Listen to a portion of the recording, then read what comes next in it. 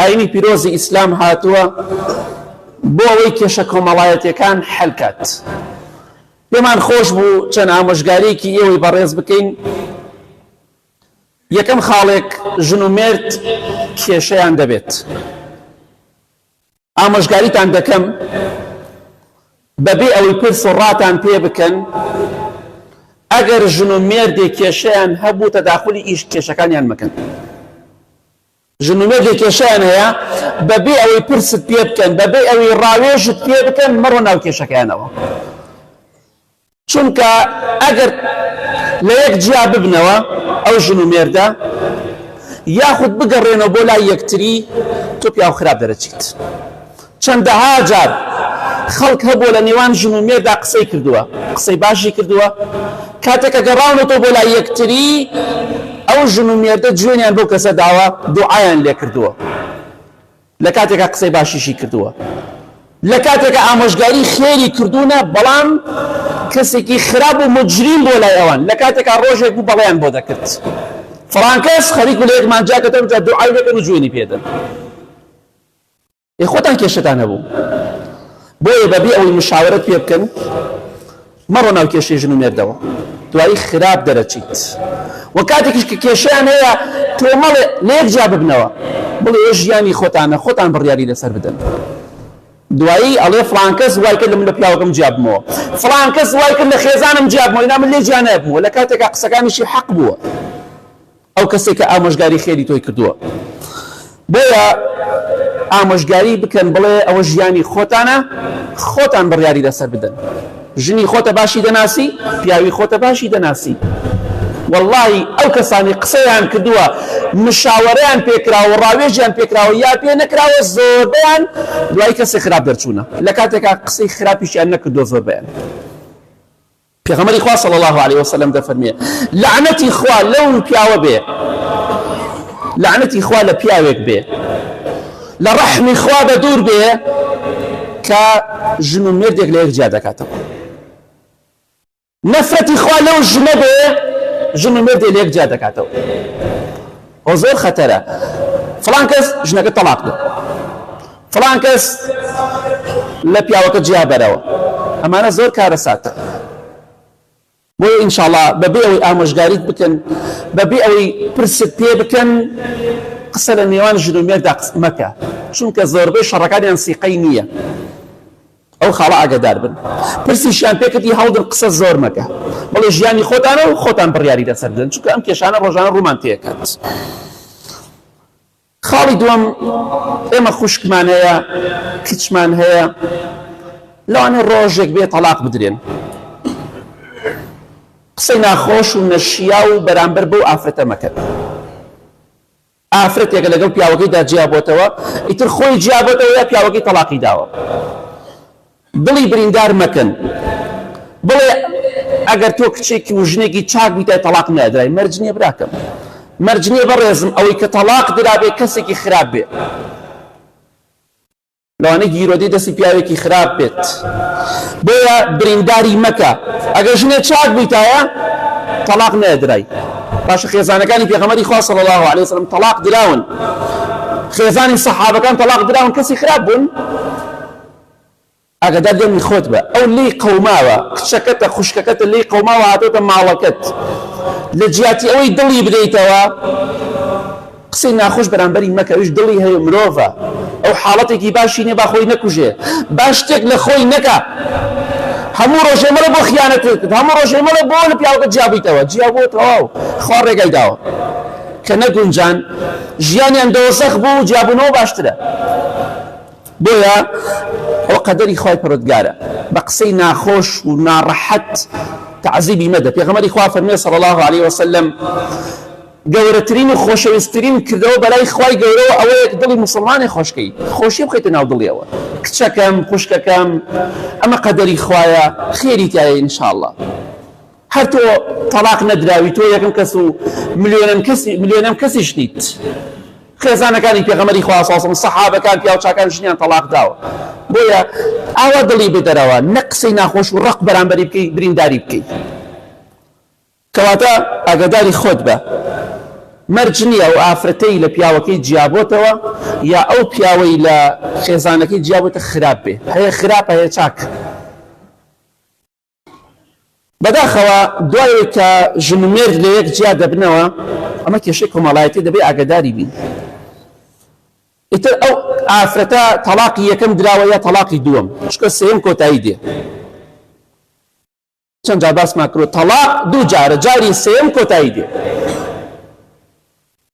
ئەگەر ئافرەتێک جاری یەکەم تەلاق درا، جاری دووەمیش تەلاق درا، باسی یەکەم و دووەم دەکەم. بەپێی قورئان و حەدیث ئەو ئافرەتە نابێت لە ماڵی خۆی دەرچێت. ئافرەتی ئەمڕۆ کە تەلاقە درێ یەکسەر ڕاکە بۆ ماڵواوکت، نابێت، شتیوا نابێت. بەپێی قورئانی پیرۆز نابێت شتیوا. خوای گەورە دەفەرمێت لا تخرجوهن من بيوتهن ولا يخرجن إلا أن يأتين بفاحشة مبينة. ئافرەتان کە تەلاقتاندا تەلاقی یەکەم و دووەم لە ماڵەکانیان دەریان مەکەن. خوای گەورە دەفەرمێت دەریان مەکەن لە ماڵەکانیان. یعنی خوای گەورە ژن باسی ژن دەکات، دەفەرمێت ماڵی ژن. لە چەند شوێنی قورئانە خوای گەورە باسی ماڵەکە باسی ئەفەرمێت ماڵی ژنە. ئەمە ئاەتی قورئانە. ئیتر وەکو عەشایرێت و قەبوڵت نییە کەیفی خۆتە، ئەمە قورئانە. خوای گەورە دەفەرمێت لا تخرجوهن من بيوتهن، لە ماڵەکانیان دەریان مەکەن ژنەکان. ماڵی پیاوە ژنیشە یەدووتانە، وا نەزانی ماڵی پیاوە. لە چەند ئاەتی قورئانە خوای گەورە باسی ماڵەکە دەیداتە پاڵ ژن، پاڵ خێزانەکانیان. عەزیزی میسرە کێ خوای گەورە دەفەرمێت دەریان مەکەن پیاوەکان و ئافرەتان ئێوەش تەلاق دران لە ماڵەکانتان دەرمەچن ئیلا لە حاڵەتێکا نەبێ مەگەر زینا کرابێت. ئەو حاڵەتێکی جیاواز. ئەگینا خیانەتیش بێ بە تەلەفۆن کرابێ یا کێشە و مەشاکیل هەبێ تەلاق درابێ، نابێ ئەو ئافرەتە لە ماڵە دەرکرێت، ئەبێ ڕێکەوتن بکرێ ئیلا مەگەر زینا بێت. ئەوە حوکمی جیاواز. ئەگینا غەیری زینا ئەوش بە بەڵگەوە، نابێ ئافرەت لە ماڵەکەی دەرچێ دوای کە تەلاق درا و نابێت دەریش کرێت. بەڵام ئێمە وایە عادەتمان نەخێر، مخالفەی قورئانەکەین. دەی وەڵا تەلاق درا بۆ دەرەوە، تەلاق درا بەخوا لە ماڵا نابن، مادەم یەکەم و دووەمە مەجالی گەڕانەوەی تایە. مەڕۆ خوشکی بەڕێزم، برای بەڕێزم، خێزانەکەت دەرمەکە بەڵکو خوای گەورە بینتان باش کات. کەواتە ئەم خاڵە زۆر گرنگە ئاگاداری بن. بە ئیزنی خوای گەورە دینی خوا قبوڵ دەکەین، نەک عورف و عادەت.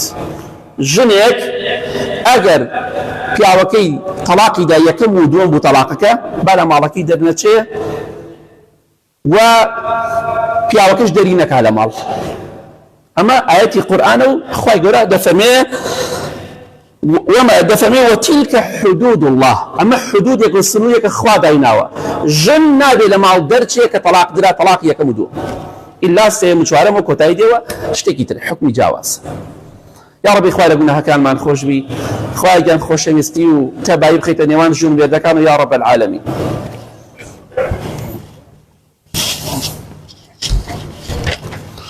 الحمد لله والصلاة والسلام على رسول الله وعلى آله وصحبه ومن والاه. خوش ویسانه ما خوشک مانه کچمان هەیە، خوشکە زابرازامان هەیە لەوانی ڕۆژێک بێ لە یەک جیا ببنەوە لەگەڵ پیاوەکانیانە. ئەگەر هاتو بڕیاری کۆتایی درا لەسەر ئەوەی کە ژن و مێردێک لە یەک جیا ببنەوە، نابێت تۆ ئەو ئافرەتە ناچار بکەی دابنیشێت، بەخوا دەبێت دانیشیت. لەبەر چی؟ لەبەر ئەوەی حەیامانە چێ تۆ تەلاق دری، بۆ حەیاتە چی؟ پێغەمبەری خوا صلی الله علیه وسلم ژنی تەلاقدا سەحابە پیاوچاکان کەسێن حەیایان چوو؟ خوای گەورە ئاەتی سوورەتێکی ناو سوورەتی تەلاق لە دەیەها شوێنی قورئانە باسی تەلاقەکە. ئەمە حەیاچوونە؟ حەیاچوون ئەوە نییە. حەیاچوون ئەوەیە کچەکەت خوشکەکەت خۆی بکوژێ، کچەکەت خوشکەکەت لەگەڵ پیاوێترا دەستێکەوتە، ئەوە حەیاچوونە، نەک ئەوەی کە ناگونجێن بەیەکەوە لە یەکجیا ببنەوە. بۆیە مەڵێ لەبەر خاتری حەیاچوون یا لەبەر خاتری مناڵ یا لەبەر خاتری خزمایەتی دانیشە، بەخوا ڕازی دابن تەلاق دری، کۆتایی پیاتۆ. ژیانیان بۆتە دۆزەخ، پڕە لە کێشە و مشکیلە، خۆیان بەدبەخت بوونە ژن و مێردەکان، مناڵەکانیشیان بەدبەخت کردووە. خوای گەورە ئاخر حەلی داناوە، ئەم ژن و مێردە بۆ یەک نابن، تەواو بە یەکەوە ناگونجێن. لەبەر عەیبە و حەیاچوون و مناڵ ڕێگری لەم مەسەلە مەکەن. هەزارەها مناڵمان بینی دایک و باوکی مردن، دایکی یا باوکی مرد یا دایک و باوکی لە یەک جیا بوونەوە کەسیشیان نەمردن، کەسیشیان حەیایان نەچوو، زۆر ژیانیان خۆشتر بوو لەو کاتێکە لەگەڵ دایک و باوکیان نەبوون. بۆیە من دەڵێم خوشکی بەڕێزم، خۆت مەکە قوربانی لە ماڵێکە کە تۆ ناتوانیت تایە بژیت، چونکە سەرنجامەکەت ئەگەر زانیت خیانەتە، سەرنجامەکەت خۆکوشتن و خۆسووتاندنە، خۆت مەکە قوربانی. داوای جیابوونەوەکی لەوە باشترە حەیەی خۆت و ماڵ و مناڵ و کەس و کارت بەریت. بڕۆ جیابەرەوە. ئەگەر لە حاڵەتێکە هیچ حەلێکتان نییە جیابوونەوە نەبێت، ئەلەو حاڵەتە باسەکەم، چونکە ئەگەر ژیانت لەگەڵ پیاوێکە یا لەگەڵ ئافرەتێکە پڕ بێ لە کێشە و مەشاکیل و خەم و خەفەت و شەڕ و ئاژاوە بە چەندەها ڕۆژ بێت و قسە نەکەن، جیابوونەوەتان باشترە. مناڵەکانی شەمەیان ئاوە دەچەوسێنەوە، چونکە مناڵ کاتێ دایک و باوک کێشیان هەبوو مناڵ زۆر کاریگەری لێ دەکات، تااقەتی هیچی نامێنێ. یەک جار کێشەکە کۆتایی پێ بێ ئەگەر حەل نەکرا لەوە باشترە هەموو ڕۆژە شەڕ و ئاژاو و کێشە بێ لە ماڵەکەتە. بۆیە ئەگەر ناچار بوون جیابنەوە لەبەر خاتری مناڵ ڕێگریان لێ مەکەن، لەبەر خاتری خزمایەتی و عەیب و ئار و حەیاچوون ڕێگریان لێ مەکەن، چونکە هیچ حەلێکیان نەماوە. بەداخەوە هەندێک کەسە بینین کە خێزانەکەی تەڵاق دات، لەگەڵ خێزانەکەیە جیا بێتەوە مافەکەی و مارەیەکەی دەخوات، واللهی حرامە بۆت. ئەو کەسانی کە من چەندەها کەس دەزانم بەهۆی خیانەتەوە، واتە خێزانی بۆ من خیانەتێکی کردووە لە یەک جیا بوونەتەوە، لەگەڵ پیاوێکە قسەیەکی کردووە بە تەلەفۆن، هیچ بەڵگەیەکی شەرعی نەهاتۆ. من هەر کەسێک ئەو مافەی خواردووە بە ئاگادار بێت. ئەگەر خێزانە لەگەڵ کەسێکە بە تەلەفۆن قسەی کردووە، نامەی گۆڕێن تۆ خیانەتی لێت کردووە، بە هیچ شێوەیەک حەڵاڵ نییە پارەکەی بخۆی مارەکەی بخۆی. هەر کەسێک دەڵێ وانییە با یەک ئاەت و حەدیثێکم بۆ بێنێ کە خیانەت و باسی زینا ناکەم، غەیری زینا، بەڵگەیەکمان بۆ بێنێ کە بەهۆی ئەوەی خێزانم خیانەتی لەم کرد مارەکەی و حەق و مافی هەمووی دەخۆم، شتی وا لە دینا نییە. هەر کەسێک ئەڵێ هەیە با بۆم بێنێت، بۆ زیناکەش بەڵگەم نەبینیەوە، ئەبێ حەق و مافی خۆی پێ بدرێت. جیا بەرەوە لێی لەگەڵا ناتوانانی بژی، جیا بەرەوە لێی، بەڵام مافەکە و حەقەکەی مەخۆ، چونکە بەڵگەی شەرعیت پێ نییە. مامۆستا فڵان وایوت و عالم فڵان وایوت، ئەمە بەڵگە نییە، بەڵگە ئاەت و حەدیثە. ئاەت و حەدیث هەیە باسی ئەو بکە هەر ئافرەتی لەگەڵ کەسێکا قسەی کرد خیانەتی کرد مافەکە و مارەیەکەی بخۆ، شتی وا لە دینا نییە. بۆیە خوشکە بە ڕێزەکان، پیاوەکانتان مافەکانتانیان خواردووە، حاڵی گرن بۆ قیامەت، بەخوا دینار بە دینار وەرێگرنەوە بە ئیزنی خوا.